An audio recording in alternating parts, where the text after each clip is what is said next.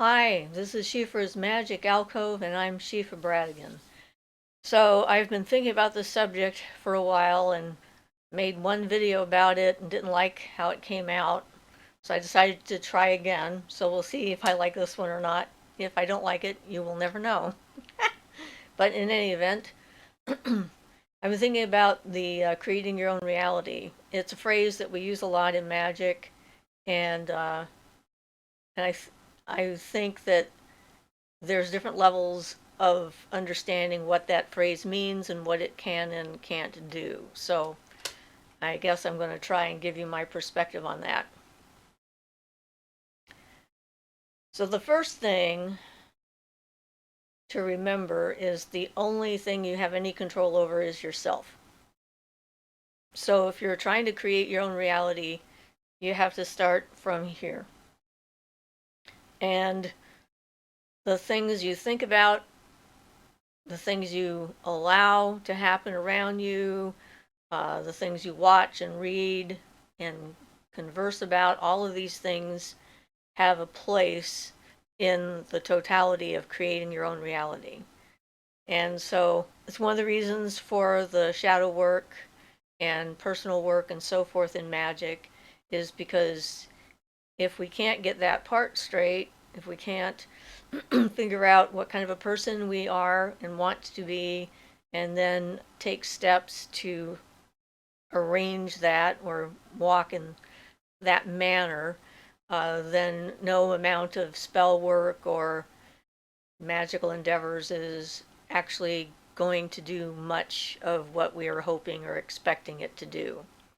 Because the universe sees us for who we are, and if we can't keep a word to ourselves, then our word means nothing to the universe. One way of putting it. So I've been thinking about some of the many ways that that applies. I mean,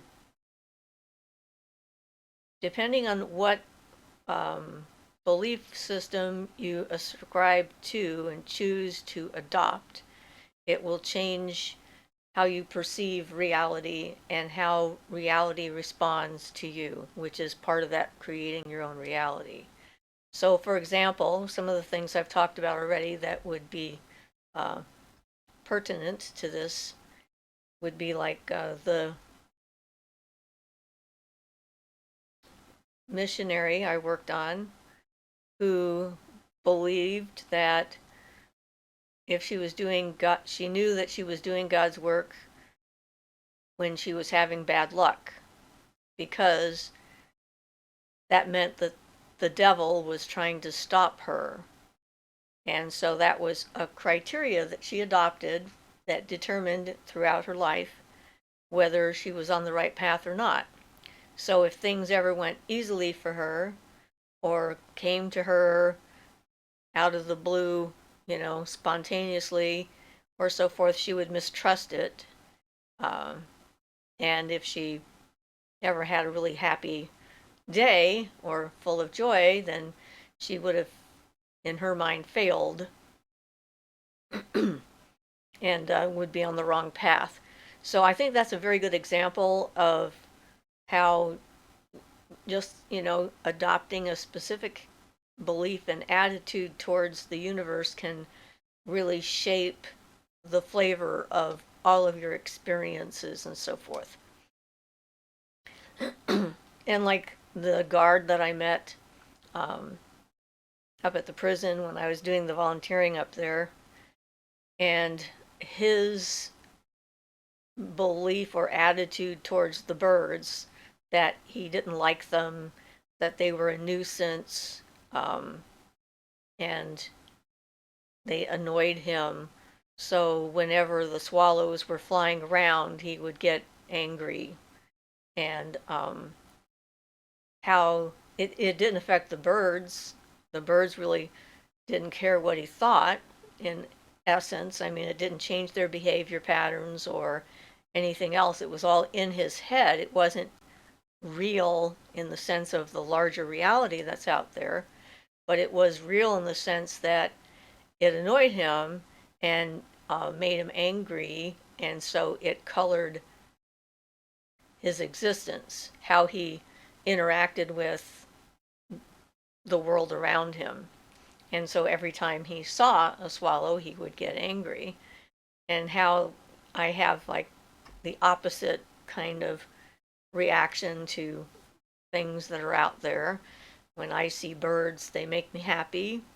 Um, I think they're beautiful. I love them that they fly. I love the color of them, the uniqueness of them, the outside of me of them, kind of thing. And my second husband hated birds too, because he didn't see any point for them. They had to have some kind of a purpose that was valuable to him in order to have a point in existing. And that in itself is an attitude, not just about the birds, but just about reality and existence. In his mind, if there wasn't some kind of specific value that he perceived for himself, then they had no value. And that's a choice. We make these kinds of choices all the time, sometimes without even noticing that we're making those choices. So, and it can be like anything like that. Someone could decide they hate red hair. They did a South Park episode about that. And, you know, it's in in some cultures, being an albino means that you're some kind of special magical being, whether you're an animal or a human.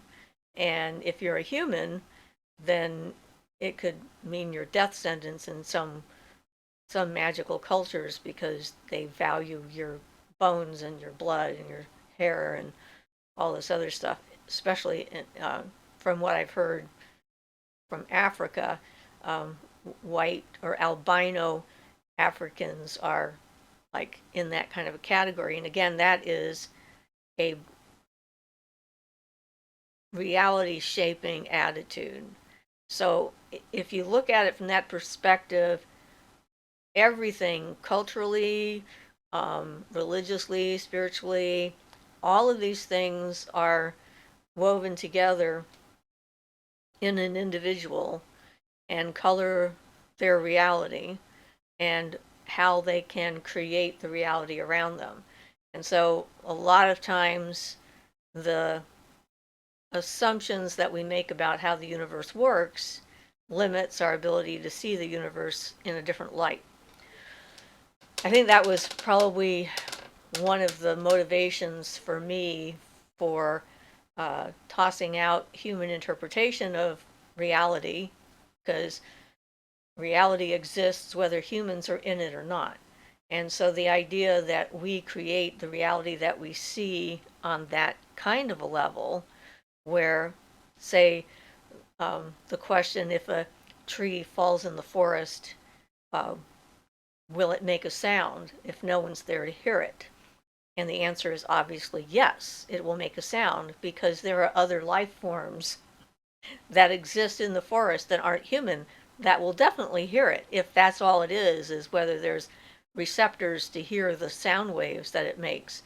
And even without any of that, it's going to move the air when it falls, and when it lands, it's going to move the ground. And so it's going to have an impact. And so, you know, that idea is sort of the notion that reality only exists because we notice that it's there, and interact with it. And without our interaction, there's nothing. I think that's probably the first thing we need to throw out if we're going to learn magic, because one of the premises that I work with is that the universe is alive and aware in its own right. And it exists outside of me and without me, even though it also exists within me. And I shape the reality that I experience depending on what I'm interested in or attracted to or afraid of or cautious around or what have you. It's like my experiences of the universe are going to be shaped by those parts of my personality. So in that sense, everyone's universe is different because we all have different experiences with the universe around us. Some of the things that hold us back a lot are some of those internal dialogue issues that we have. Like, if you believe that you aren't worthy of good luck, of love, of um,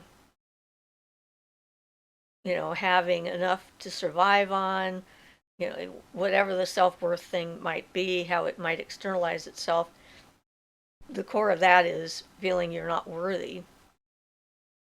And that sense of unworthiness actually makes us vulnerable to all kinds of unscrupulous other humans who notice that we have this lack of confidence in our own worth, and then gives us something external that we can use to make ourselves feel like we're doing something important. That's sort of the basis of just about every cult out there, regardless of what the philosophy of the cult is they're trying to tap into that notion that you need to have a purpose. There needs to be some reason that you're here, and you have to fulfill that purpose in order to be worthy to exist. And I don't think that that's true. I don't think that worth has anything to do with what we're doing and why we're here. I think we create that in ourselves, but I don't think that the universe looks at us individually and says, okay, you, toss that one out. You, maybe a little bit. And you, oh, yeah, I like that one, and then starts weeding us out. I don't think that the universe cares about us that way.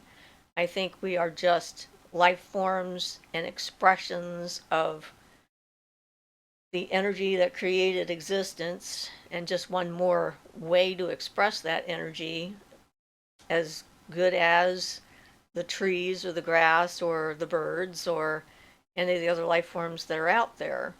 We just have a unique perspective on it because we can worry about it and munch on it and think about it and like obsess over it and everything else, where other life forms don't.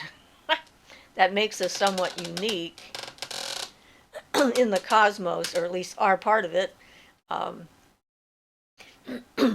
So the idea that you attract what you think about is another part of that, creating your own reality. So the energy that you put out has it's sort of like, I don't know, a wave of energy going out to the universe that has a specific flavor or vibrational rate or whatever. And when it meets something in the universe that has a similar vibrational rate, then it's pulled in to your orbit, and then it becomes a part of your reality. And I think that this is true to a point too. There are certain things that are beyond our ability to bring or reject or control completely. For instance, we have no control over the seasons whatsoever, because that is something that's completely outside of our ability to influence or control. The universe has already set that in motion. Our planet has an orbit, our moon has an orbit, going around the sun, how much sunlight we get. It's sort of like an external reality that is completely independent of our belief systems.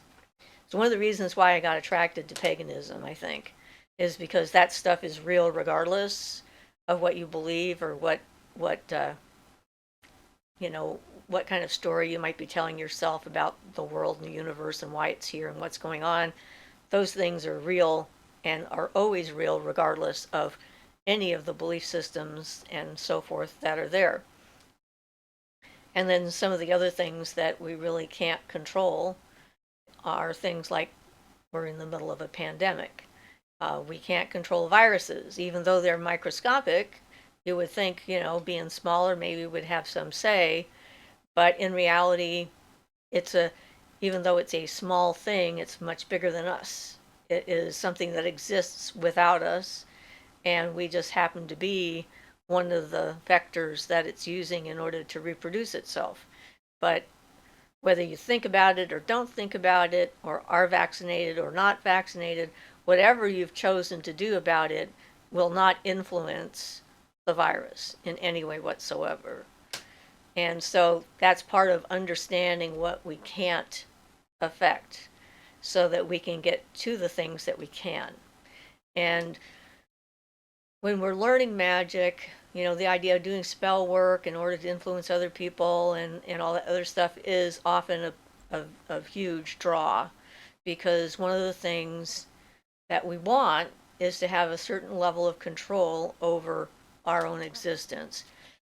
And while we do have a certain level of control over our existence, a lot of times it's not splashy or exciting. It's small, minute changes that we can make in ourselves and our attitudes that will eventually have a much wider and larger effect on who we are in our life and who we allow into our orbit. So that whole thing about self-worth and how it shapes our reality is if we're looking for some kind of external validation that proves to us that we deserve to be alive and that we fill a purpose, that's where looking for love or connection with others tends to come in.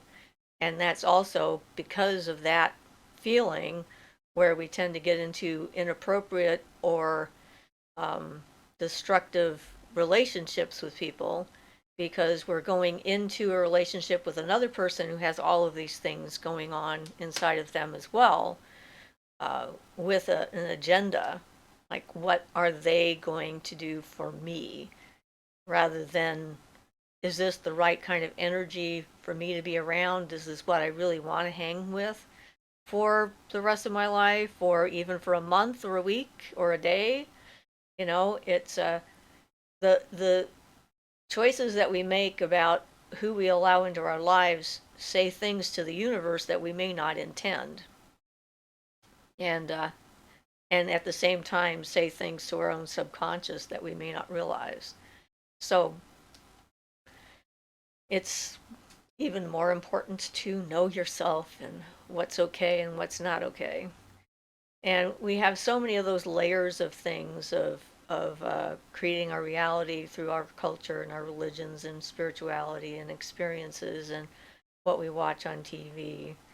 And, the experiences we choose to reinforce are going to have more of an impact on us than the ones that we might just have as a one-off and then not reinforce. So when you're looking to decide what you want to do with your energy, with your life, with your magic, with your learning and so forth, feel out the energy of what would this particular energy be like if I sat with it for 20 years. Would this drive me completely up a wall? Can I accept it? Since we're all flawed individuals, finding a compatible partner can be difficult if we've got those hidden agendas in our own mind that we're not even aware of, and then trying to conform the world to our agenda instead of changing ourselves to fit the world.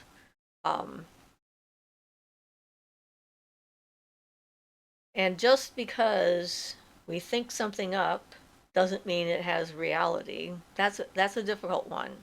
I mean, things that exist in the astral and the mental planes can exist in those planes and not have any correlation in physical reality, because thoughts and ideas and feelings don't have to have physical structure in order to exist. And so the imagination that we have, where we're building all sorts of, beings and mystical creatures or whatever, doesn't necessarily have a reality outside of our own mind. It doesn't mean they can't sometimes seem to be also external. If enough people have put energy into it, thought forms can get pretty powerful, but still not physical, still just an idea. And so when I'm looking at an idea, I lived with a psychologist for 5 years, and he had lots and lots of ideas as to, how we could change the world and what we could do and so forth. And not any one of them was practical or fit human nature. They were all things to try and stop us from being human beings and evolve into something better, bigger, brighter, more open minded, less boundaries, and all this other stuff, which I think is the opposite of what we actually need to do. We need to define ourselves, we need to be more specific about what we want and what is and isn't okay for our lives and for ourselves, not less.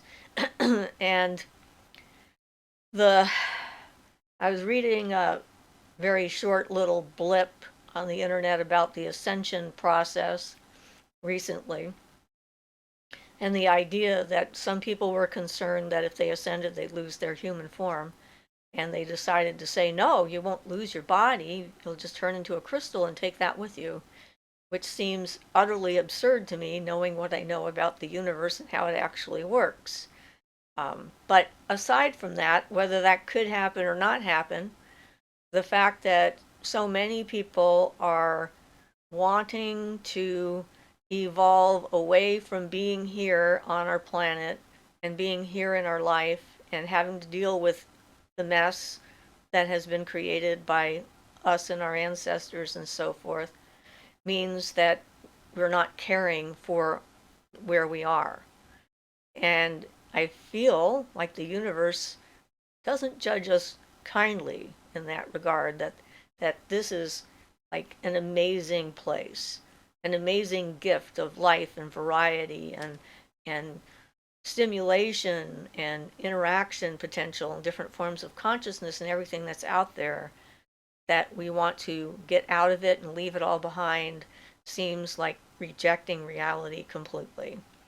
And makes me sad. It really does, because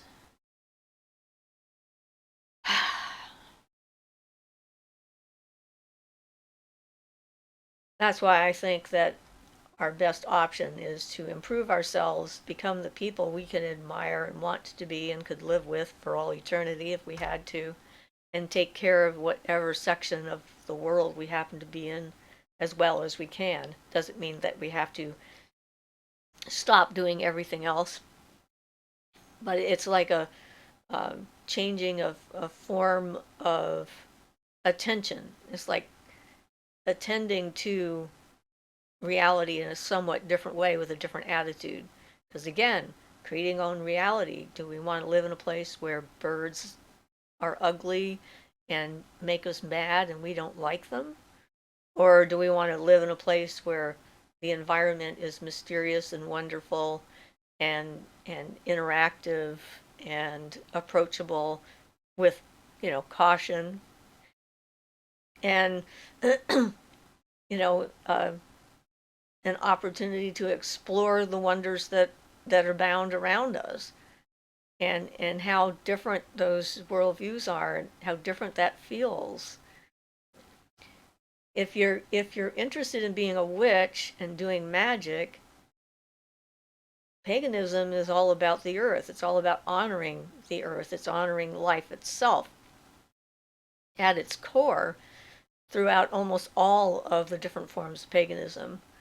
And so it makes more sense to me that if we're doing magic, the kind of magic we do should be focused on healing, interaction, learning, exploring, expanding our own awareness of what consciousness might mean, letting go of our feeling of absolute importance, that what we want and what we need are the only things that matter in the world, and that frees us up to actually interact with the universe on a completely different level. It doesn't, we don't lose anything by doing that. We gain rather than losing. So when it comes to trying to affect the environment, I have my personal qualms about doing weather magic, although I have done it from time to time. I have rarely done it because when I decide to do weather magic, then immediately I'm thinking if I draw moisture from a different part of the airstream and change the airflow and so forth in order for it to come to where I'd like to have it, what is that doing to the other part of the planet? How is that going to change their weather? And is this ultimately a good thing? I mean, it might be good for my crops or, forest fires or whatever is going on, but we don't live here by ourselves. We live on an entire ecosystem, a planet of many ecosystems, and so forth. And again, it smacks of hubris to me.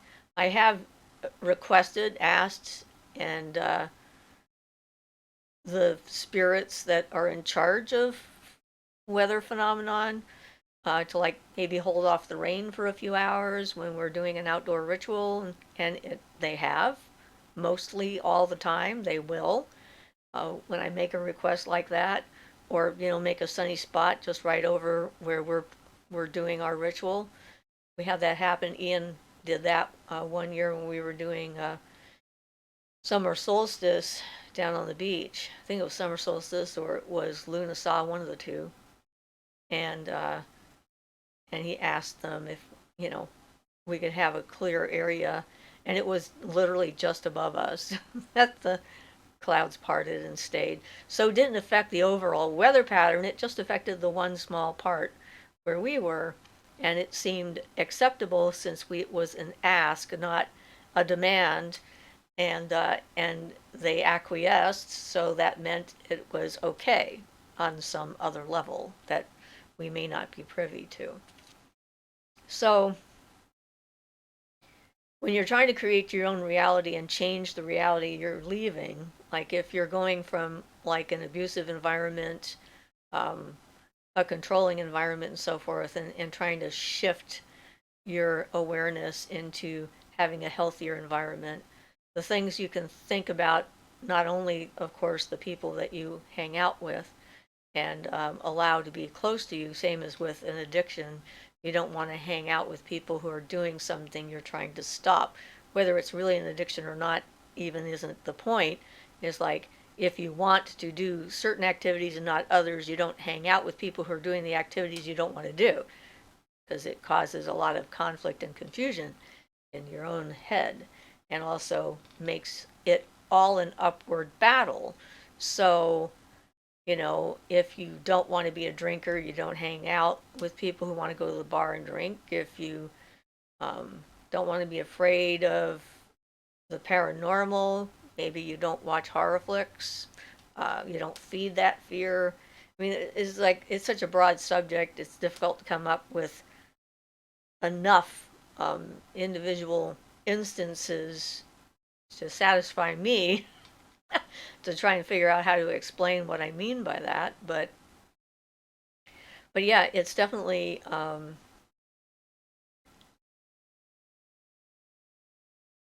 one of the reasons I see for like the structure of ritual. Some people don't like the structure of ritual, but the structure of ritual serves as a template to help redirect and kind of reform your unconscious mind into a shape that's more available energetically for you to be able to then do things with energy. And yeah, and so it's like repetition reinforces the reality that you're creating in your own mind. Whether this makes sense to anyone else is not the issue at this point, or whether it has impact on the outside world, because it may not. But it has impact on your internal reality, which is the thing you have to live with all the time. You can't kind of get away from your internal reality. So being able to shape and form that reality seems to me a rather vital process to do. And so the repetition of the forms helps to reinforce those shapes and notions and reality, and gives you a language within which you can communicate your desires, needs, hopes, dreams, and whatever to the rest of the universe. So, the symbolic language is the language of not just dreams, but existence, really, when it comes down to it.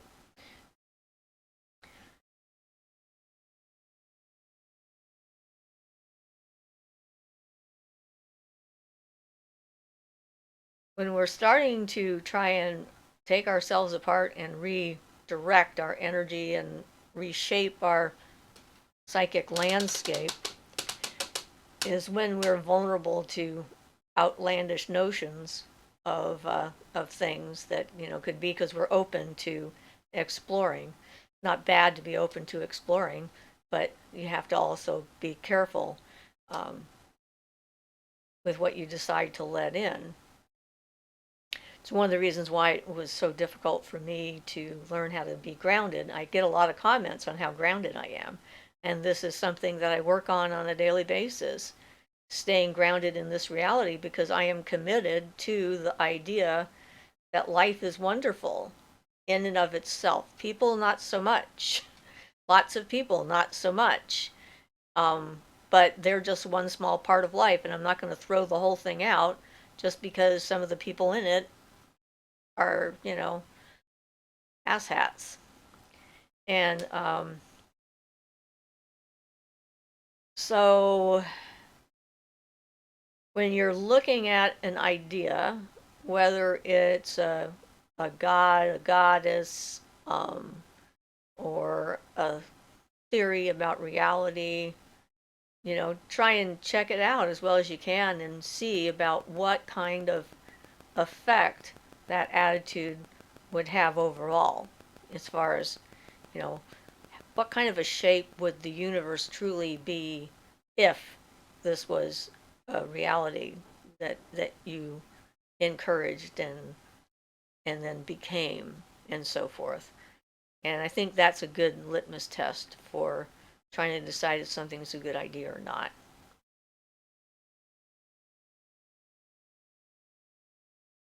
And denying reality existing doesn't make it go away, which is another thing.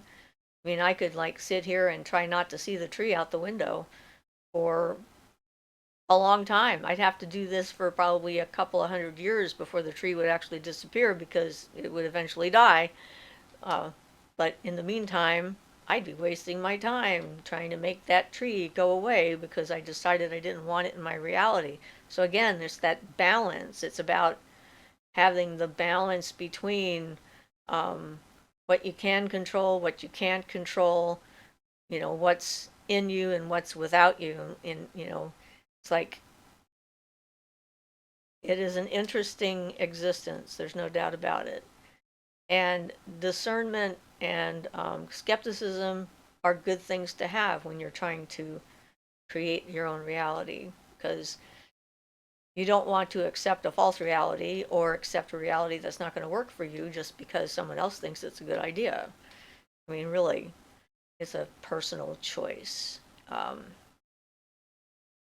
And if your reality has been one way consistently a lot, when you're trying to shift into a different way of looking at the world, that's when things are tricky and it takes a while.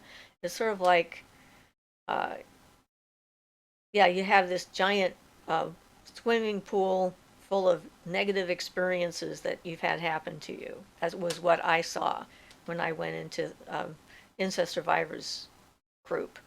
It was like I had a swimming pool full of shit and I had a bucket full of jewels, and that pretty much said exactly how my life had been up until that moment. Pretty much everything that had happened to me was in the swimming pool. And then there were these occasional things of beauty and wonder that I clung to because they were like a lifeline. And in order to switch that picture around so that I wasn't in the swimming pool with all the shit anymore and I could just like exist in the world, it took a heck of a lot of work and a lot of years, but it can be done. And but it wouldn't have happened if I denied the swimming pool. I mean something that much, there's no way that just telling yourself it's not real and doesn't exist is going to work. You actually have to accept all of it and then start to change how you view the world and understanding what your assumptions about the reality of the universe and how it works, how life works, are the things that you can challenge. So you need to figure out, if you're going to change your own reality, figure out what you have at your core, what you assume the universe is like.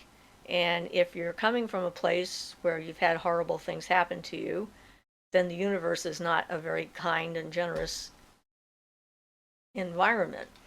And you internalize all that stuff and think that there's something wrong with you, because obviously, if there wasn't something wrong with you, the universe wouldn't treat you that way. Which isn't true either, because it's not really the universe doing it, it's people. And they're a small part of the universe. But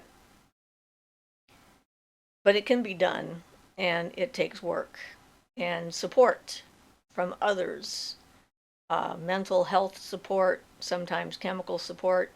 And a lot of times people get this idea that if they're creating their own reality, then they shouldn't need to have medication for anything, because they should be in control of their body, and they should be able to change it to whatever they want, which is also not true, because there are certain things you can change about what you do, like the diet that you have, or how much exercise you decide to do or not, the people you hang out with, the things that you watch, the things that you read, the things you put in your mind and your heart.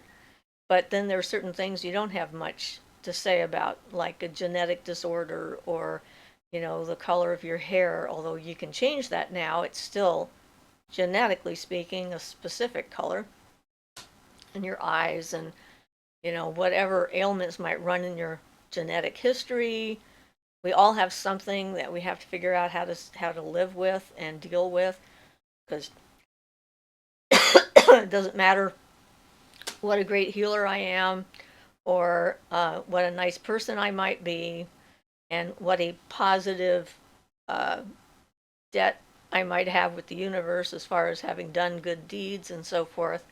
It doesn't change the fact that there's something in my family's genes that makes our muscles tighten up, like right on the bone, and almost try and break our bones. So I figured out ways to deal with it. And, so it's like everybody has something, no matter how they look or how they sound, there's something that they're having to deal with that is going to be difficult, because life is full of processes, and processes are building up and breaking down. That's kind of the way the whole thing works. So I guess that's probably a good start to get the conversation rolling, because again, this is a broad subject.